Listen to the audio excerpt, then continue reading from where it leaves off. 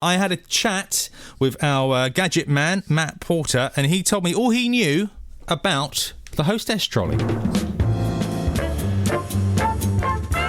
When I think about them, I think of the 70s, because that's when they kind of began to be quite popular, and they were basically a way of having a dinner party. If you had a dinner party with friends around, rather than have to go backwards and forwards to the kitchen, which would probably require another 10 feet of walking, you would bring in a trolley which had been preheated, and you put all your food in the trolley, and then it keeps it warm during your dinner party, and you can then serve seconds or even the afters. You might have a pie in there or something that you want to keep warm. So it was a way of keeping your food warm so that you didn't have to, the hostess, the host of the dinner party didn't have to keep leaving the room to go and prepare the food or bring the food in. It was already prepared, sitting there, keeping warm. Did you have one of these in your life?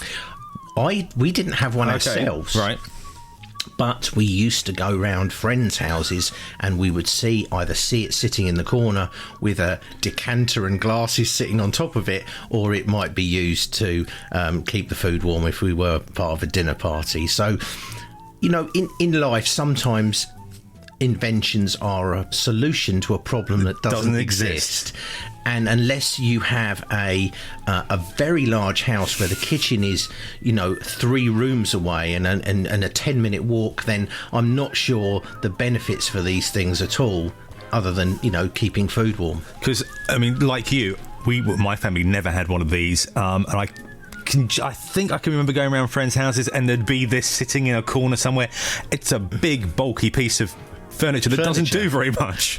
And it was designed to look like furniture, so you could get away with having it there, sat in the corner of the room, not used, because it would fit in with the other furniture of the time, really. So, yeah, I'm not sure how often these kind of things are used, or even were used when I was a kid, but they certainly were, and it was a fad at the time. I think Philips originally developed them, which was considered a cornerstone of suburban life. So there is a bit of a revival apparently at the moment, really? As there are with everything. I think there is a bit of a retro revival going on with things like vinyl records and all of those kind of things, where people are like revisiting life in their childhood and their younger years. Well, it is because it's a shared experience, isn't it? Even though I never had one and you never had one, it's still something we saw and it's something we remember, and it's like, oh yeah.